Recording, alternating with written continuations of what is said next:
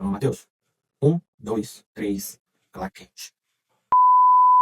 O homem sempre buscou a liberdade. Desde o Éden até hoje, ele corre atrás dela como alguém que persegue o vento. Liberdade para pensar, para decidir, para viver sem limites. Mas há um detalhe que poucos percebem. A liberdade é o presente mais perigoso que Deus nos deu. Porque toda escolha carrega uma consequência. E toda liberdade existe uma responsabilidade. O que o homem chama de liberdade, na verdade, foi uma prova que recebemos. E foi nessa prova, nesse teste, que a humanidade tropeçou, transformando o dom mais precioso num instrumento da própria condenação. Olá, meu nome é Matheus, seja bem-vindo ao canal Um Dedo de Teologia. Esse nome é por conta de um canal que eu sigo, Dois Dedos de Teologia, do pastor Iago Martins. Vou deixar o canal dele aqui na descrição, excelente canal. Ainda não sou formado em teologia, estudo bastante por conta própria. E ano que vem, se Deus quiser, espero que Ele queira, vou estar começando o meu curso de teologia. Mas, enquanto isso, tudo que está sendo tirado aqui, tudo dentro de Bíblia, tá bom, gente? Nada fora de Bíblia, nada invenções da minha cabeça, nada de achares capítulo 1, versículo 2, hereges capítulo 5, versículo 3. Não vai ter isso aqui, tá? Tudo base bíblica, tá?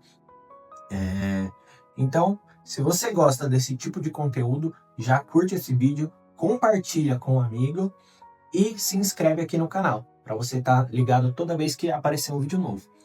Continuando a nossa série A Culpa Sempre Foi, Sempre Será do Homem, hoje nós falaremos da liberdade, aquele dom que Deus nos deu e que é um presente tão bom, mas que nós usamos para causar nossa própria condenação. Tópico 1, a liberdade que Deus deu ao homem. Deus criou o homem à sua imagem e semelhança, com razão, emoção e vontade, mas a maior semelhança que nos concedeu foi o poder de escolher. Livre-arbítrio não é um erro no projeto divino, é uma assinatura do amor de Deus na alma humana.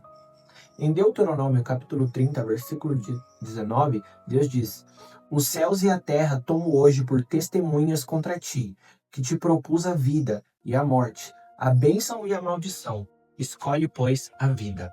A liberdade ela foi criada para nos aproximar de Deus, mas se tornou o caminho que muitos usam para se afastar dele. Tópico 2, a promessa da independência. No Éden, a serpente não prometeu sofrimento, ela prometeu autonomia. Em Gênesis capítulo 3, versículo 5, ela diz: sereis como Deus. E essa ainda é a voz mais sedutora do mundo. A ideia de que podemos decidir o que é certo e o que é errado sem Deus. De que a verdade é relativa e que cada um tem o seu próprio caminho. Mas toda vez que o homem tenta ser o próprio Deus, ele acaba se tornando escravo de si mesmo. Jesus disse: todo aquele que comete pecado é escravo do pecado. João capítulo 8, versículo 34. O que parecia liberdade virou prisão. Tópico 3, o ciclo da rebelião.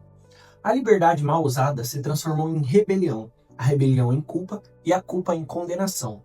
Em Romanos capítulo 1, no versículo 22 ao 25, Paulo descreve o resultado dessa escolha. Dizendo-se sábios, tornaram-se loucos, e mudaram a glória do Deus incorruptível em semelhança de imagem corruptível. Por isso, Deus os entregou às concupiscências de seus corações. O castigo de Deus não é sempre uma punição imediata. Muitas vezes é o silêncio, que permite que o homem viva a consequência da sua própria escolha. Tópico 4. Paradoxo da liberdade. Fora de Deus, a liberdade se torna a ilusão. Quanto mais distante de Deus o homem se vê, quanto mais o homem busca ser livre de Deus, mais ele se prende às suas próprias paixões, desejos e vícios. É o que vemos na sociedade moderna. O homem se diz livre, mas está preso a dinheiro, ao poder, à vaidade. Se diz independente, mas é dominado por aquilo que o controla em segredo. A liberdade sem verdade é anarquia. A liberdade sem santidade é escravidão. Somente Cristo pode transformar a liberdade em propósito. Lá em João capítulo 8, versículo 36, está escrito: se, pois, o Filho vos libertar, verdadeiramente sereis livres. O plano que Deus não desistiu. Mesmo depois da rebelião, Deus não desistiu do homem.